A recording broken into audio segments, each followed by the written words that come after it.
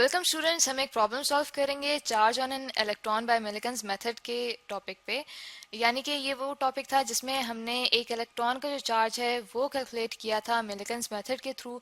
तो हम अब एक प्रॉब्लम सॉल्व करेंगे ताकि हमारा जो कॉन्सेप्ट है वो मज़ीद क्लियर हो।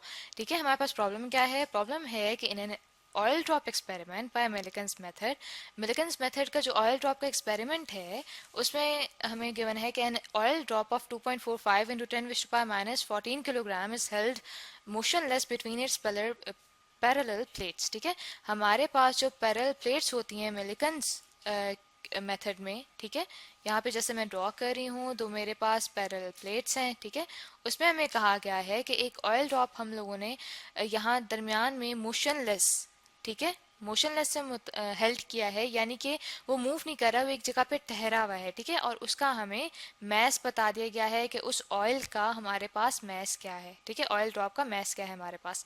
और आगे हमें ये कहा गया है the plates are separated by distance of 1 centimetre from each other. ये जो दोनों प्लेट्स हैं इनके दरमियान जो डिस्टेंस है, ठीक है, डिस्टेंस यानी कि आर भी हमें बता दिया गया है कि वो कितना है।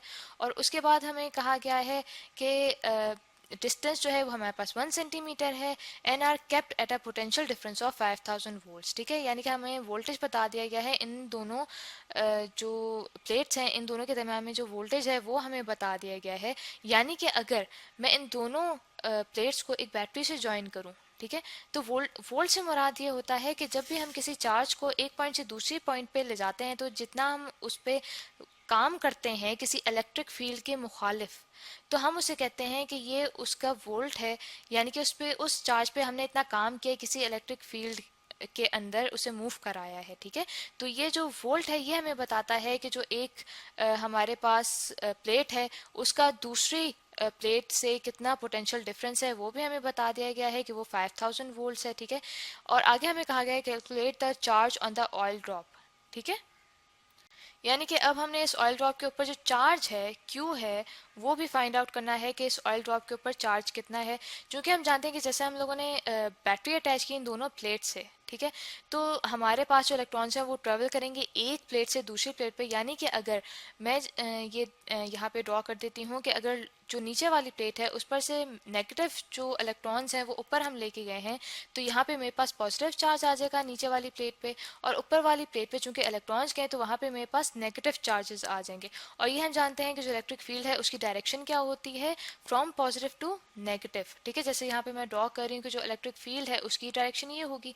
तो ये हम जानते हैं कि मिलिकन्स ऑयल ड्रॉप मेथड में हम क्या करते हैं कि जो उस ऑयल ड्रॉप का मैस होता है, ठीक है, मैस ग्रेविटी की वजह से उसे हम इक्वेट करते हैं इस इलेक्ट्रिक फील्ड के। यानी कि जैसे हम जानते हैं किसी भी फोर्स का ऑपोजिट एक रिएक्शन होता है और उसकी ऑपोजिट डायरेक्शन में होता है। तो ये जो मैस है इस ऑयल ड्रॉप का, जैसे मैं यहाँ पे इसको बना रही हूँ तो इसका जो मैस है उसको इक्वेट करेगी जो हमारी इलेक्ट्रिक फील्ड है इन चार्जेस की वजह से। तो उसकी वजह से क्या होगा कि ये जब दोनों फोर्सेस mg जो है ग्रेविटी की वजह से जो वेट है उस ऑयल ड्रॉप का वो जब इक्वल होगा उस इलेक्ट्रिक फील्ड के ऑपोजिट डायरेक्शन में तो इन दोनों का इफेक्ट कैंसिल होगा आपस में, और ये जो ऑयल ड्रॉप है ये एक जगह पे खड़ा रहेगा। यानी कि इसके ऊपर कोई फोर्स नहीं लग रही होगी। ठीक है, ये एक ही जगह खड़ा रहेगा। इस तरह से हमें कहा गया है कि वो जो ऑयल ड्रॉप है उसे हमने मोशनलेस एक हेल्ड कर लिया है, यानी कि एक जगह पे उसे खड़ा कर दिया है। तो अब हम देखते हैं कि हमारे पास डाटा क्या क्या मौजूद है, कि हमें सिचुएशन तो समझ आ गई कि हमें प्रॉब्लम में क्या गिवन है। बस हमने ये करना है कि हमने उस ऑयल ड्रॉप के ऊपर चार्ज देखना है, कैलकुलेट करना है। तो हमें क्या गिवन है, हमें गिवन है कि उस ऑयल ड्रॉप का मैस हमारे पास कितना है, वो है 2.45 इंटू 10⁻⁻14 किलोग्राम। ठीक है, ये हमारे पास उसका मैस है और हमें डिस्टेंस भी बता दिया गया, यानी कि जो आर है वो भी हमें बता दिया गया। ठीक है, कि वो कितना है, वो है हमारे पास 1 सेंटीमीटर। ठीक है, अब हम ये जानते हैं कि जो हमारे पास स्टैंडर्ड यूनिट होता है डिस्टेंस का वो होता है हमारे पास मीटर। तो बेहतर है कि अपनी कैलकुलेशंस को हम एक स्टैंडर्ड वे में लाने के लिए सेंटीमीटर को मीटर में कन्वर्ट कर दें। तो ये हम जानते हैं कि जो 100 सेंटीमीटर होता है वो इक्वल होता है 1 मीटर के। तो 1 सेंटीमीटर किसके इक्वल हुआ, वो हो गया 1 डिवाइडेड बाय 100 मीटर के। ठीक है, तो जब कैलकुलेट इसे करेंगे तो मेरे पास यहाँ पे जो उनके दरम्यान में डिस्टेंस है उसकी वैल्यू आ जाएगी 0.012 मीटर, ठीक है। और उसके बाद देखते हैं कि हमें क्या गिवन है कि इन दोनों प्लेट्स के दरम्यान में जो पोटेंशियल डिफरेंस है वो भी हमें बता दिया गया है कि वो है 5000 वोल्ट्स, ठीक है, 5000 वोल्ट्स। और हमें फाइंड आउट करना है क्यू, जो इस ऑयल चार्ज का ऑयल ड्रॉप का चार्ज है, ठीक है। तो अब हम इसे सॉल्व करना स्टार्ट करते हैं। सबसे पहले हम देखते हैं कि हमें जो मिलिकन्स मेथड के थ्रू फॉर्मूला मिलता है जिससे हम चार्ज फाइंड आउट कर सकते हैं, उसकी वैल्यू हमारे पास क्या है, वो जो हमारे पास फॉर्मूला है वो है charge equals to q is equals to m g into r, ठीक है, जो इनके दरमियान में डिस्टेंस है प्लेट्स के दरमियान में आर, या फिर हम उसे डी से भी रिप्रेजेंट कर सकते हैं, ठीक है। यहाँ पे हमने आर से रिप्रेजेंट कर दिया उसको।